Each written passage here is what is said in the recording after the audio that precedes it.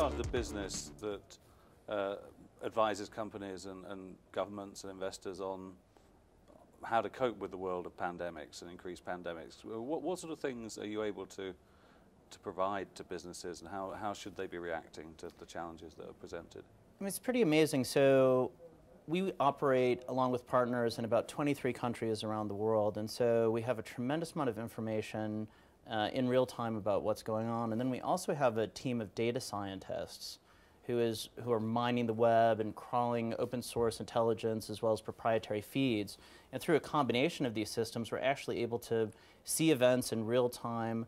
And then interestingly, we have the capacity to customize, whether for a particular country or organization, or at some point in the future, perhaps for individuals, to give them information that's particularly relevant. So it's not so much a question anymore of when do we notify the world that something important is happening, but what are the particular exquisite risks that a particular entity has, and how can they mitigate against those risks to, for example, protect the supply chains in the case of a pandemic, or understand foodborne outbreaks in such a way as to decrease the probability that they'll happen.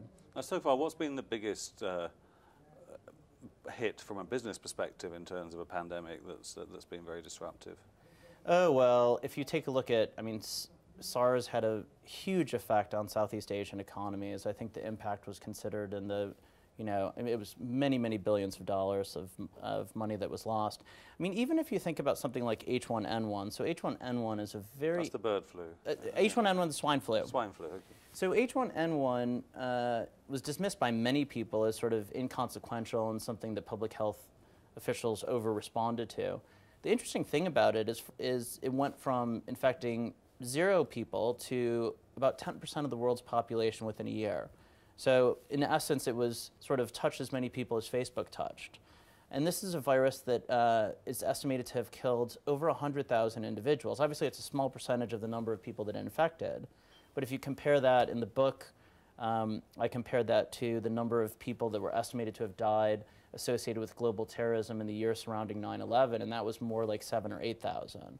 So I think our perception of these risks is really interesting. So even if sort of the public doesn't fully get a sense of the impact of that, this is something that corporations and countries need to be very well aware of. You're talking about, and this is something that really was not even a major hit.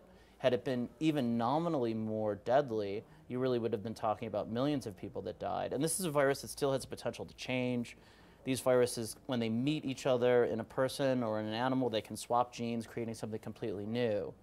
So it's certainly possible for, say, swine flu, very transmissible, not deadly, to become deadlier, or H5N1, the bird flu, very deadly, I mean exceptionally deadly, more deadly than the 1918 flu, to become more transmissible.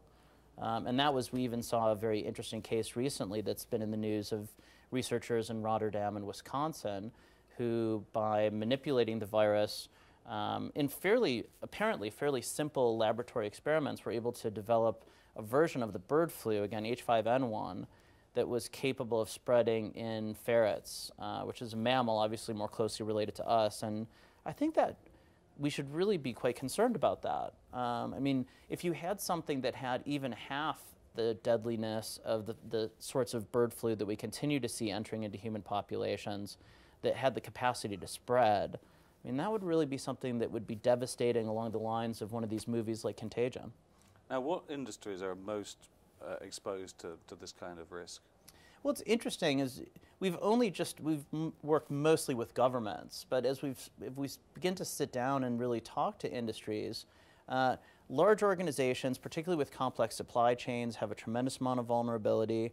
Organizations that have to do with food and food security. I guess we saw a lot of disruption to supply chains when Fukushima happened after the tsunami, and that was not even a contagious pandemic. It was just a local disaster that hit a particular industry that turned out to be much more complicated in its supply chain than we'd thought. That's exactly right. And different events will have different qualities. Some of these respiratory viruses move around the world quickly and are devastating. On the other hand, the things that may result from, say, a bioterror incident.